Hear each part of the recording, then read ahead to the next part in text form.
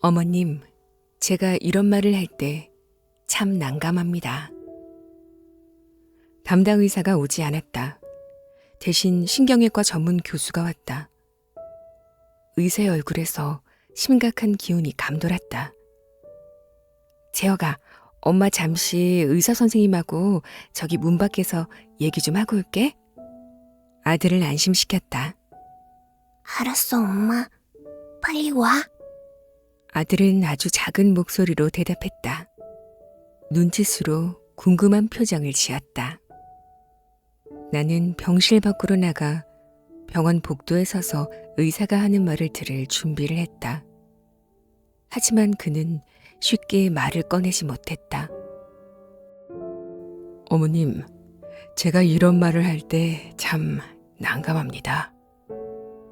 직설적으로 얘기할 것 같은 냉정한 의사가 잠시 뜸을 들였다.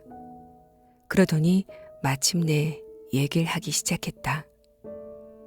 MRI 촬영 결과 아이는 척추신경에 심각한 손상을 입었습니다. 흉추 입원 아래로 모든 신경의 기능이 다 손상됐습니다. 아이는 더 이상 걸을 수 없습니다. 이제 평생 휠체어를 타야 합니다. 아이의 수명도 20에서 30% 줄어들 겁니다. 이런 말씀을 드리게 되어 죄송합니다. 나는 담담했다. 엄마는 강인해야만 한다. 엄마는 아들에게 가슴속에 묻어둔 울음을 보일 수 없었다. 아들의 마음도 무너질 것이기에 강해지려고 노력했다.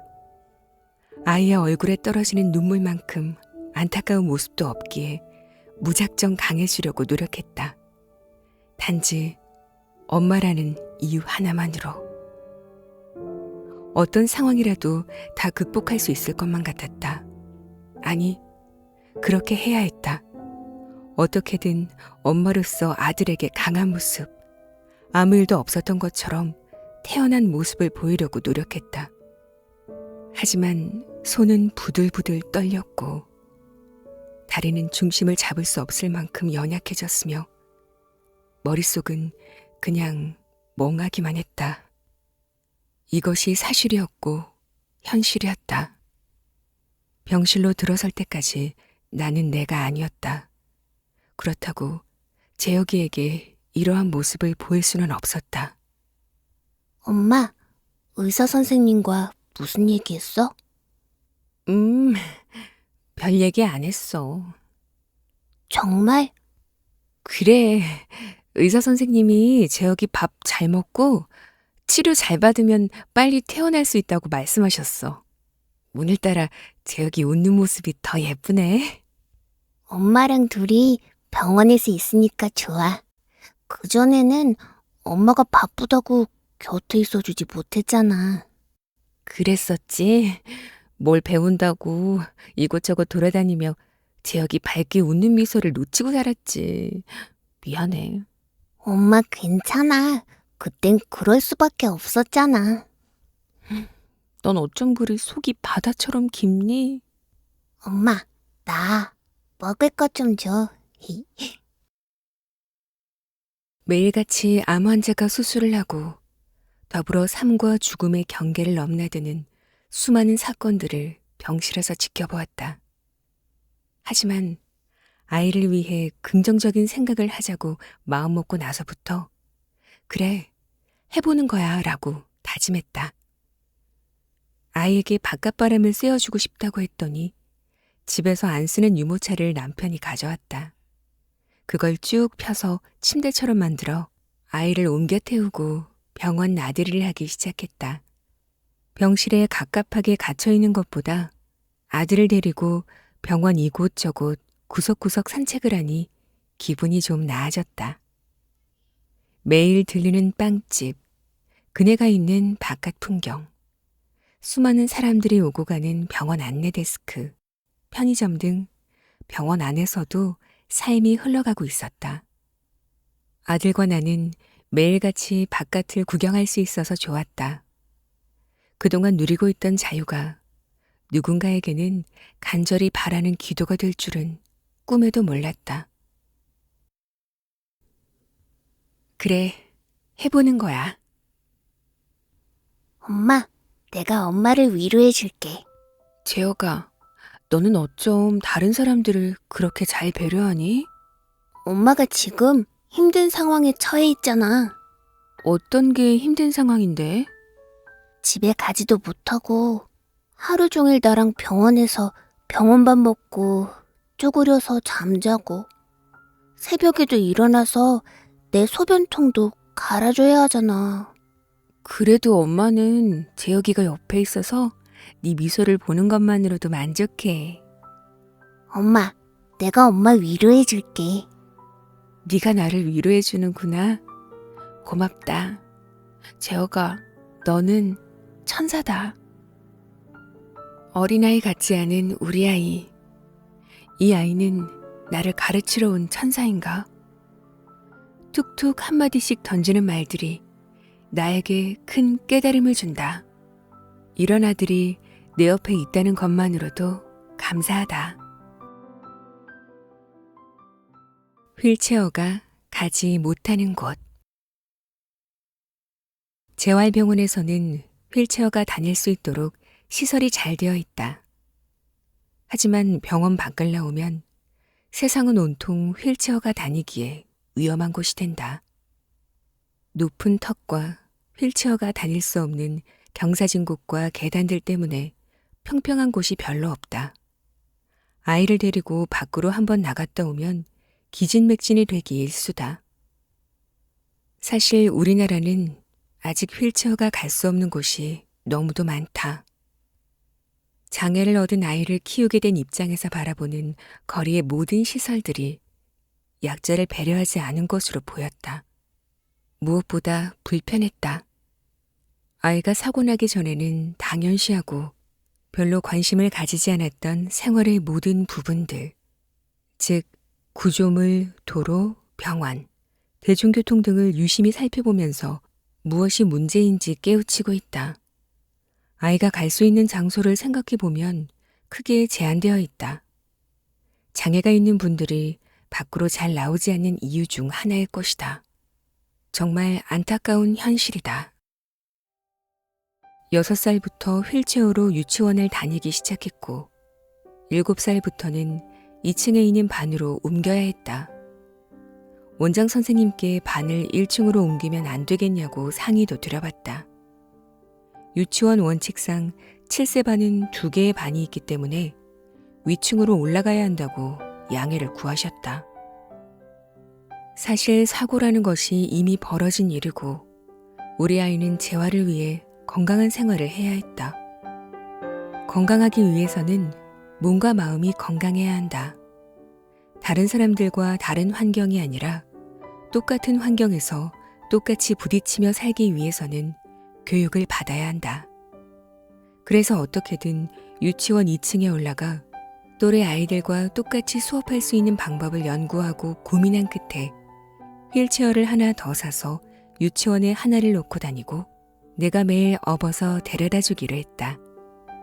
유치원 2층까지 휠체어를 들어다 주고 아이를 업고 아침마다 전쟁을 치르듯 그렇게 교육을 받게 했다. 아이가 잘 살 수 있는 길은 교육밖에 없다고 생각해 재활병원에서 오래 있지 않고 적절한 시기에 퇴원을 해 유치원 교육을 받게 했다. 지금 생각해보면 그게 더 잘한 일이다. 왜냐하면 아이가 재활병원에 입원해 있다고 걸을 수 있는 문제가 아니기 때문이다. 그래서 아이들은 발달 시기에 또래와 어울리고 필요한 유치원에서 배워야 할 교육 과정을 거치지 않으면 중요한 때를 놓칠 것 같았다. 그때 내가 한 판단이 아주 옳았다고 생각한다. 인생은 마음먹기 나름이란다. 하루 24시간은 누구에게나 공평하게 주어진다. 하지만 어떤 사람은 48시간처럼 쓰고 다른 사람은 12시간처럼 쓴다. 그런 사람들에게 우리 재혁이 이야기를 해주고 싶다. 재혁이는 휠체어를 타고 다니지만 세상에서 가장 행복하게 살려고 노력 중이다. 자신의 장애를 더 이상 받아들일 수 없는 천덕꾸러기가 아니라고 여긴다. 자신의 모습을 있는 그대로 인정하고 매일 어떻게 하면 세상에서 가장 즐겁게 보낼 수 있을까를 고민한다. 행복을 찾아 바로 실천하는 아이를 보면서 많이 배운다. 아이의 하루는 24시간이 모자란다.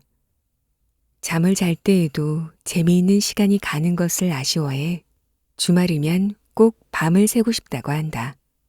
한 번도 밤을 샌 적은 없지만 아이는 하루가 지나가는 것을 미래의 시간 통장에서 시간을 빼먹는 것처럼 아까워한다. 하루를 48시간처럼 보내고 싶은 아들과 얼마 전 이런 대화를 했다. 재혁아, 엄마는 하루를 살면서 누가 이 세상에서 가장 행복할까를 생각해 봤어. 재혁이는 이 세상에서 가장 행복한 사람이 누구라고 생각해? 그건 바로 나지. 어째서?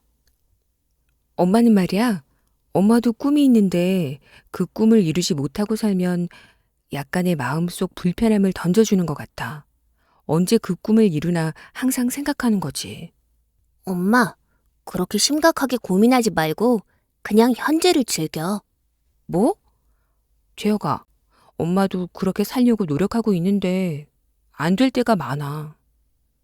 자신이 세상에서 가장 행복한데 그 이유를 설명할 수 없는 10살 아들이 엄마의 마음을 배려해서 그렇게 말한 것인지 아니면 진짜 행복해서 그런 것인지 궁금한데 아들은 묵묵부답이다. 그리고 행복에 대한 정확한 정의를 어떻게 터득했는지 엄마인 나도 잘 모르는데 아이는 이미 다 알고 있는 것만 같다. 아들의 생각이 궁금하여 질문했다. 재혁아, 이 세상에는 하루를 행복하게 보내는 사람들보다 행복하지 않게 보내는 사람들이 많은데 너는 어떻게 행복할 수 있니? 엄마가 있잖아. 엄마? 엄마가 있다고 다 행복할까? 엄마가 매일 행복, 행복, 행복이라고 외치고 다니잖아. 그래서 행복해야 한다고 생각하지. 사람들에게 감사해야 한다고도 말하잖아. 감사, 감사, 감사. 오, 그런 말을 하긴 했지. 그게 바로 답이야. 그래? 우리 재혁이가 생각이 참 깊네. 어떻게 그런 생각을 할까? 아들, 대견하다. 엄마, 이 세상에서 가장 행복한 건 난데 이유는 나는 이 세상에서 나를 가장 사랑하기 때문이야. 어린아이의 입에서 내가 상상할 수도 없는 삶의 철학이 나와서 깜짝 놀랐다. 어른들은 자신에 대한 비난과 불평 때문에 현재를 살아가지 못해 하루라는 시간을 버리고 있는데 우리 아들은 이 세상에 존재하는 것만으로도 즐거운 자신을 있는 그대로의 모습으로 받아들이고 사랑하고 있는 것이다. 아들의 하루는 24시간이 모자랄 정도로 자신이 행복한 활동만 한다. 먹고 싶은 것을 먹고 하고 싶은 놀이를 하며 사교육을 위해 학원에 다니지 않아 마음의 여유가 있다. 학교에서는 집중을 잘해 공부도 곧잘한다. 음악에 탁월한 능력이 있어 언제든 기타를 들고 나를 위해 연주해준다. 교통사고라는 큰 고통이 시련만 가져다 준 것은 아니란 생각이 든다. 이미 과거의 프로그램이 되어져 이렇게 깨달으라고 신이 우리에게 보내준 느낌이다. 아들의 하루가 평화로우니 내 마음도 점점 과거의 상처가 치유되는 것만 같다.